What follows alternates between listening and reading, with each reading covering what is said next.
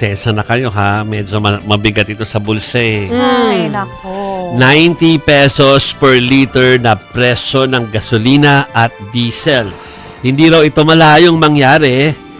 Muli, kasi nangyari na po dati. Ayon sa Department of Energy, dahil sa patuloy nga po na tensyon sa Middle East. Kaya po ang pamahalaan naghahanda na sa pamamahagi ng mga fuel subsidy para po sa mga tsuper, o yung mga drivers at operators ng mga public transport natin. Nanawagan din ang gobyerno sa publiko na magtipid sa kuryente at sa langis.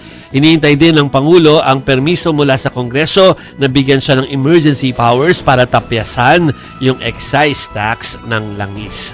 Matatandaan pong muling pumalo sa 90 pesos per liter ang presyo ng produktong petrolyo noong 2022 nang sumiklab ang gyera ng Russia at ng Ukraine. Bukod po sa presyo ng langis, syempre, affected pati kuryente. Diba?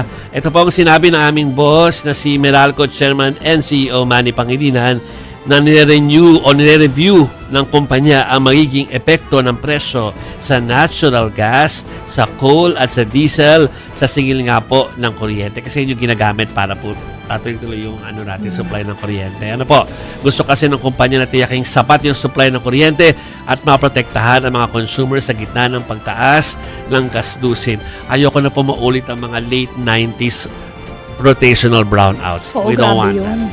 Oy, ang sabi ng Malacanang kanina, ready sila to certify as urgent yung pagbibigay ng power kay PBBM Excise. para ma-reduce yung excise tax. Yeah. Kasi napapanahon. Sabi ni Yusek Castro, kasi yun pa lang kapag pinagbatayan kasi natin yung train law, di ba? Na parang automatic na kapag ka umabot ng $80 per barrel, tapos pagka 3 months na dire-diretso, dapat lifted na yung excise tax, may ganon. Kaya lang, meron palang sinasabi yung economic team na mukhang dun sa pag-aaral nila initially, from 2018 to 2020 lang siya effective. So, kailangan daw ng bagong batas para mabigyan ng authority si PBBM. Kasi hindi na siya automatic na. Yes.